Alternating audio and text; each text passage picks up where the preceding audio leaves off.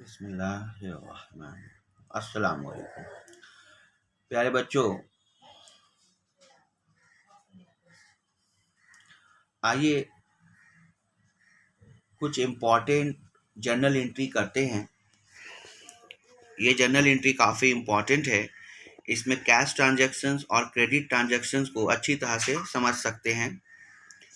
तो आप सब अपने अपने कॉपी कलम लेकर रेडी हो जाएं और सवाल को आप पहले नोट कर लें। आइए सवाल को रीड करते हैं। सबसे पहले 1 अप्रैल को Siyaram and sons started business with cash. दूसरा सवाल है परचेज गुड्स फॉर कैश। तीसरा है परचेज गुड्स फ्रॉम सुभाष। एक बात आपको यहाँ पे गौर करना है, यहाँ परचेज गुड्स फॉर कैश और यहाँ परचेज गुड्स फ्रॉम सुभाष। यहाँ पर कैश मेंशन किया गया है, यानी कि कैश लिखा गया है। इसका मतलब ये कैश ट्रांजैक्शंस है, यानी कि जो भी लेन देन हुआ है वो कैश में हुआ है। लेकिन 4 अप्रैल को ये जो दिखा रहा है purchase goods from Subhash, Subhash से खरीदा गया है और इसमें कैश वर्ड को मेंशन नहीं किया गया है। इसका मतलब ये क्रेडिट में ट्रांजैक्शन हुआ है, यानी कि उधार में खरीदा गया है। और जब भी कभी भी उधार में सेल परचेज होता है तो पार्टी का नाम ऑलवेज आता है, यानी कि जब भी हम जर्नल एंट्री करेंगे तो पार्टी का नाम ऑलवेज हम उसे लिखेंगे, ऑलवेज। अगर परचेज है तो पार्टी का नाम क्रेडिट होगा। परचेज के केस में पार्टी का नाम, यानी कि पार्टी को हम क्या करेंगे, क्रेडिट करेंगे ऑलवेज। और जब हम सेल करते हैं क्रेडिट में तो पार्टी का नाम ऑलवेज डेबिट होगा, यानी कि पार्टी, जो भी पार्टी से हमारा लेन देन हुआ है वो पार्टी हमेशा डेबिट होगा। तो सबसे पहले हमें ये पहचानना होगा कि कौन सा ट्रांजैक्शन कैश में हुआ है और कौन सा ट्रांजैक्शन कैश है। इसलिए सबसे पहले सवाल को ध्यान से पढ़ें। यहाँ पर कैश मेंशन है और यहाँ पर कैश मेंशन नहीं है, इसलिए ये क्रेडिट में है और ये कैश में।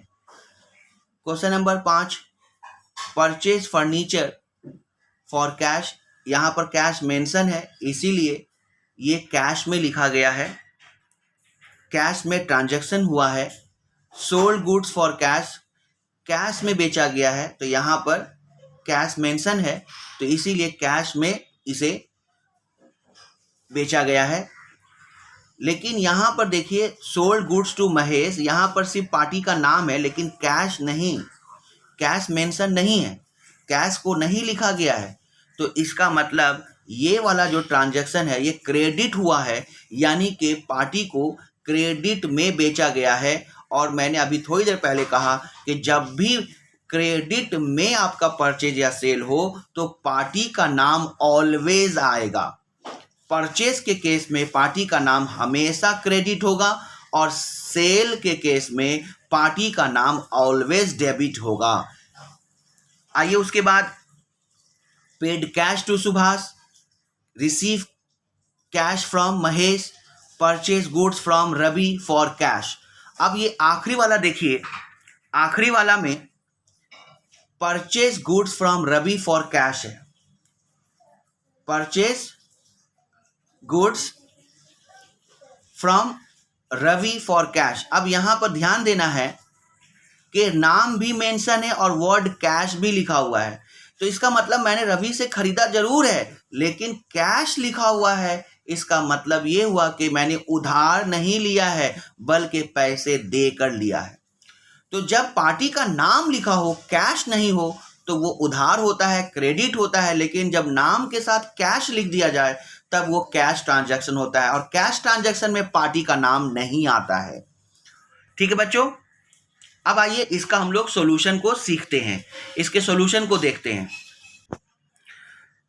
तो बच्चों उम्मीद करते हैं कि आपके पास सवाल सामने है, सवाल को नोट कर लीजिए और कॉपी सामने रखिए। मैं सॉल्यूशन को अब एक एक करके एक्सप्लेन करता जा रहा हूं। सबसे पहले देखिए कि आपका बिजनेस शुरू हुआ है, तो बिजनेस में कैश आ रहा है, बिजनेस में कैश आ रहा है, इसीलिए कैश को डेबिट किया गया और कैपिटल इन्वेस्ट किया गया है, यानी कि सिया राम एंड सन्स ने बिजनेस शुरू किया है, उन्होंने पैसा लगाया है, तो इसलिए सिया राम एंड कंपनी जो है वो एक पर्सन है और वो पर्सन जो है बिजनेस में पैसा इन्वेस्ट कर रहा है, तो ये एक पर्सनल अकाउंट होने के साथ साथ ये एक गिवर है। तो गिवर हमेशा गोल्डन रूल के हिसाब से क्रेडिट होता है, तो cash account debit to capital. Okay guys, उसके बाद नेक्स्ट क्वेश्चन है परचेज आपने किया था कैश में 2 तारीख को, तो परचेज कैश में हुआ था, तो परचेज कौन सा अकाउंट है? नॉमिनल अकाउंट है, परचेज खर्च है, तो इसको डेबिट करेंगे। और परचेज करने से आपका कैश रियल अकाउंट जो जा रहा है, इसलिए हम उसको क्रेडिट करेंगे। उसके बाद 4 तारीख को परचेज हमने फिर किया है, लेकिन सुभाष से किया है, और याद रखना ये क्रेडिट ट्रांजैक्शन है क्योंकि इसमें कैश मेंशन नहीं है। तो अगर आप परचेज करते हो तो परचेज नॉमिनल अकाउंट है, और नॉमिनल अकाउंट अगर खर्च होता है तो ऑलवेज डेबिट होता है। उसके बाद आपने किससे परचेज किया है? सुभाष से, तो सुभाष क्या है? एक पर्सनल अकाउंट है, और पर्सनल अकाउंट में जब हम रिसीवर को डेबिट करते हैं, गिवर को क्रेडिट करते हैं, तो अगर हम परचेज कर रहे हैं सामने वाले से, अगर हम कुछ परचेज कर रहे हैं तो सामने वाला गिवर या रिसीवर है? ऑलवेज गिवर होगा, तो इसलिए सुभाष को हम क्रेडिट करेंगे। उसके बाद आ जाइए, हमने फर्नीचर खरीदा है, 5 तारीख में हमने फर्नीचर खरीदा है, तो फर्नीचर रियल अकाउंट है, कैश भी रियल अकाउंट है। तो आपको मालूम है गोल्डन रूल के हिसाब से जो आता है डेबिट, जो जाता है क्रेडिट। तो फर्नीचर आ रहा है इसलिए डेबिट, कैश जा रहा है इसलिए क्रेडिट, यानी कि furniture account debit to cash. आइए उसके बाद हमने सेल किया है, हमने सेल किया, सेल कैश में सेल किया, यहां पर कैश मेंशन है, तो जब यहां पर कैश मेंशन हो चुका है तो इसका मतलब ये कैश में सेल किया गया है, इसलिए कैश आ रहा है। कैश रियल अकाउंट है क्योंकि सेल करने से कैश आता है, तो जब कैश आ रहा है तो हम कैश को क्या करेंगे? डेबिट करेंगे। और चूंकि सेल नॉमिनल अकाउंट है, और नॉमिनल अकाउंट का नियम क्या है? जितने भी खर्च होंगे डेबिट होंगे, लेकिन जितने इनकम होंगे क्रेडिट होंगे। तो आप यहां पर देखिए सेल हमारा क्रेडिट होगा क्योंकि ये इनकम से बिलोंग करता है। तो कैश आ रहा है इसीलिए डेबिट हुआ, रियल अकाउंट है, और सेल नॉमिनल अकाउंट है और ये इनकम है इसीलिए क्रेडिट हुआ। प्यारे बच्चों, मैं आपसे बार बार ये बात कहता रहूंगा कि आप मेरा इसके पहले वाला वीडियो जरूर देखें। मैं इस वीडियो में उसका डिस्क्रिप्शन में लिंक जरूर शेयर करूंगा आपके साथ, आप उसे जरूर देखें, क्योंकि गोल्डन रूल को एक बार आप देख लेंगे, समझ लेंगे, उसे नोट कर लेंगे, फिर इस वीडियो को देखेंगे तो बहुत ज्यादा क्लियर होगा, आपको जर्नल एंट्री बनाना आसान हो जाएगा। ठीक है बच्चों, तो आइए नेक्स्ट करते हैं।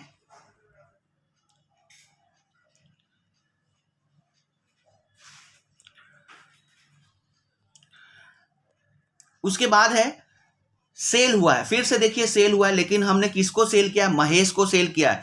तो एक बात हमेशा ख्याल रखना, जब पार्टी का नाम हो लेकिन वर्ड कैश वर्ड नहीं लिखा हो, कैश वर्ड नहीं है, सिर्फ पार्टी का नाम है, तो इसका मतलब वो क्रेडिट में हुआ है। और आपको मैंने थोड़ी देर पहले कहा था, जब भी क्रेडिट में हो तो पार्टी का नाम ऑलवेज आपके जर्नल एंट्री में आएगा। उधार में लिए हो ना, तो पार्टी का नाम नहीं लिखोगे?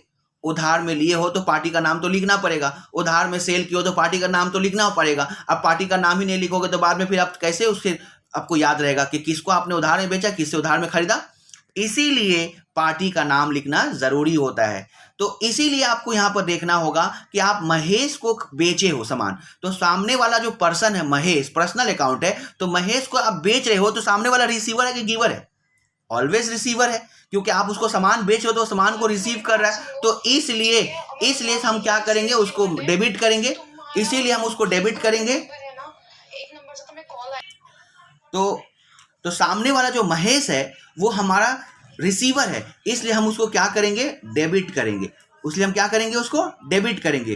क्यों? क्योंकि हम उसे बेच रहे हैं और सामने वाला हमारे सामान को रिसीव कर रहा है, इसलिए वो रिसीवर है, इसलिए वो डेबिट होगा। अब उसके बाद क्या करना है कि सेल हो रहा है। तो सेल कौन सा अकाउंट है, बताइए सेल कौन सा अकाउंट है, नॉमिनल अकाउंट है, और सेल होने से इनकम होता है, इसलिए हम उसको क्या करेंगे, क्रेडिट करेंगे। सेल को क्या करेंगे, क्रेडिट करेंगे। तो इसलिए माय डियर महेश डेबिट हो गया क्योंकि सामने वाला रिसीवर है, और सेल इनकम है, नॉमिनल अकाउंट है, इसलिए हम उसको क्रेडिट करेंगे। उसके बाद आ जाइए, आपने सुभाष को बेचा है। अब यहां पर देखिए सुभाष को अगर सॉरी बेचा नहीं है, सॉरी, आपने सुभाष को कैश पेड किया है, सुभाष को आपने कैश पेड किया है। तो अब सुभाष को जब आप पैसा दे रहे हैं तो सामने वाला पार्टी क्या है, उस कैश को लेने वाला है या देने वाला है। हम पैसा पेड कर रहे हैं, हम सुभाष को पैसा दे रहे हैं, तो इसका मतलब सामने वाला सुभाष जो है हमसे पैसा रिसीव कर रहा है। तो ऑलवेज आप जानते हो कि पर्सनल अकाउंट जो रिसीवर होता है वो डेबिट होगा, इसलिए सुभाष को मैंने डेबिट किया। अब उसके बाद चूंकि मेरा कैश रियल अकाउंट है और कैश मेरे पास से जा रहा है, इसलिए हम क्रेडिट करेंगे। ठीक है बच्चों। उसके बाद हमारा जो नेक्स्ट क्वेश्चन है, कैश रिसीव फ्रॉम महेश। अब देखिए मैंने कैश महेश से रिसीव किया है। तो अब बताइए कैश कौन सा अकाउंट है, रियल अकाउंट है, आपको पता है कैश रियल अकाउंट है। तो कैश आ रहा है या जा रहा है, आ रहा है, बेशक आ रहा है, क्योंकि कैश रिसीव हुआ है तो कैश आ रहा है। तो इसलिए कैश को क्या करेंगे हम लोग, डेबिट करेंगे। कैश को क्या करेंगे, डेबिट करेंगे, क्योंकि कैश आ रहा है।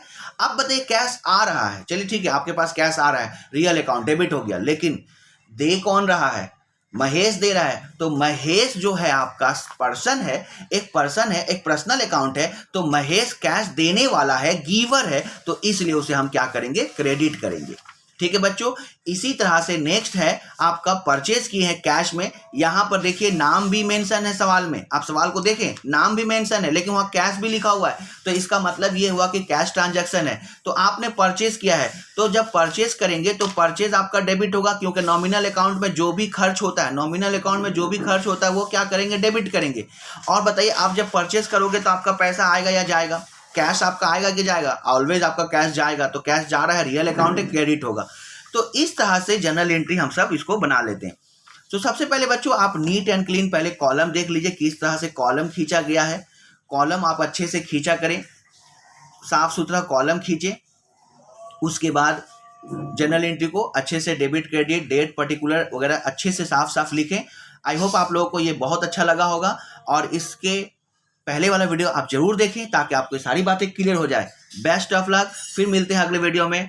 अल्लाह हाफिज।